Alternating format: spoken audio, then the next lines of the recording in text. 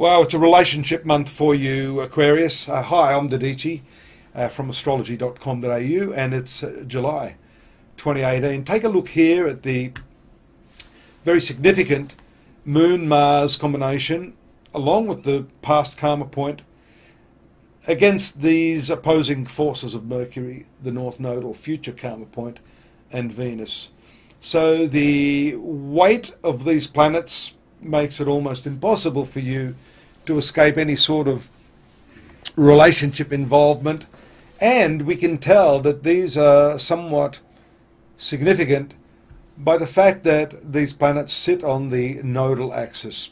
This nodal axis is really very telling about the deepest life challenges that you have. And right now the nodes are moving through this area of relationship. Sometimes the desires that you have are unfulfillable during this period.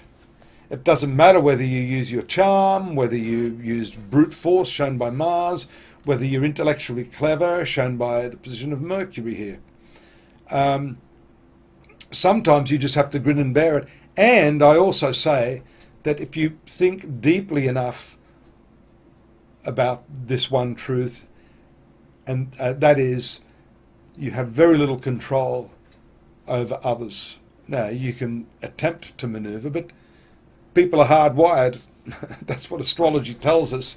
A lot of astrologers will disagree with me. The hardwiring is there. It's a 6-lane highway. Yeah, you can change lanes, but you're still going to sort of go in that direction. So you've got to relax, especially when you've got all of these volatile forces playing out here. It's likely you'll say and do things, or your partner may say and do things, which will trigger responses from you.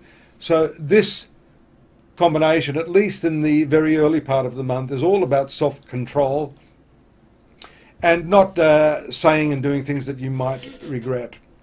The moon moves out of that combination early, around the 2nd and 3rd. It makes contact with Neptune in your finance sector, in a lovely combination with Jupiter coming from your 10th house of profession. Notice a lot of the planets retrograde at the moment. This is a revisionary period for sure. And that may impact you in your domestic sphere around the 8th, when Moon makes its contact with Uranus. There can be some sudden or unexpected surprises and or upheavals. Again, same advice. Don't be too reactive in the way you deal with things. Venus moves into this very significant 8th house of shared resources, psychology, sexual intimacy. This is one of the hidden houses of the zodiac. Venus is your best planet. It brings some really great energy here. It gives you the opportunity to share and communicate with your partner, especially, as we said at the outset, if you are trying to make amends or you're trying to improve your relationship. You'll see there that these planets, especially Mercury here, give you that capacity to listen, communicate, and to really resonate on the same level.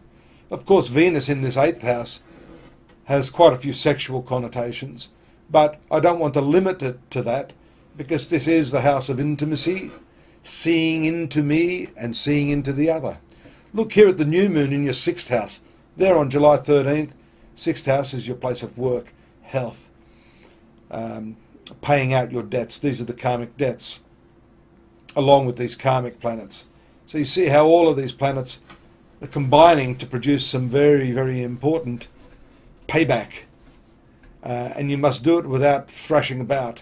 Accept what has to be paid back. Don't hold on to it. The more you hold on, the more resistance, the more pain you're going to experience. Around the 16th, that intimacy factor that I mentioned could be highlighted. Travels and journeys around the 18th, they could be quick ones, as the moon moves quickly through this area. Dealing with bureaucrats also might be a little bit uncomfortable. And then here we see the Moon-Jupiter combination after having opposed Uranus in your career sector, providing you some very, very special chance. If there's a job opportunity, an interview, contact with your employer, a need to share your ideas and how you can improve the business, then this is the time to do it. And you will be very, very well received, I might add. A social experience is likely when the moon transits this 11th house, as it does on the 22nd and the 23rd, before it moves into that conjunction with somber Saturn, one of your rulers, in the 12th house.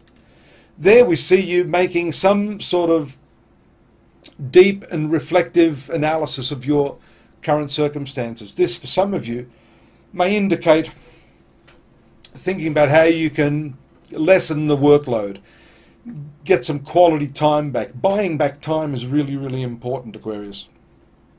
If you're working your life away, you'll start to realize that, you know, out of 168 hours a week, you know, you may be working 40, 60, 70 hours a week. Then you're sleeping, how many? 7, 8 to 56. It doesn't leave you a lot of time. So it's critical for you to look at how you can win back some time and really improve the quality of your life. And I think that's what this transit is showing. The month does conclude with the moon back to where it was in the full moon phase around the 28th here. As you can see, the opposition to the moon.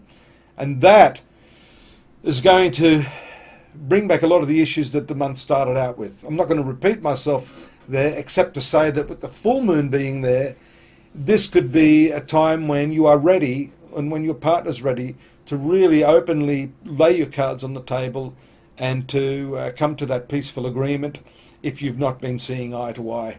It's a lovely end to the month. We see it finishing more predominantly there in the area of finance, with some new ideas coming to the fore as the moon makes its final conjunction of the month with Neptune. So there it is. It's always fun. I feel like a racehorse commentator there at the speed I go. I call it the Oracle Express now. I know it's quick. I like it to be to the point. We don't have a lot of time. Talk about time. At least I'm giving you the snappy sort of overview. If you want more, please join me at astrology.com.au, and again next month here, where I'll give you a little bit more of the same. Bye bye now.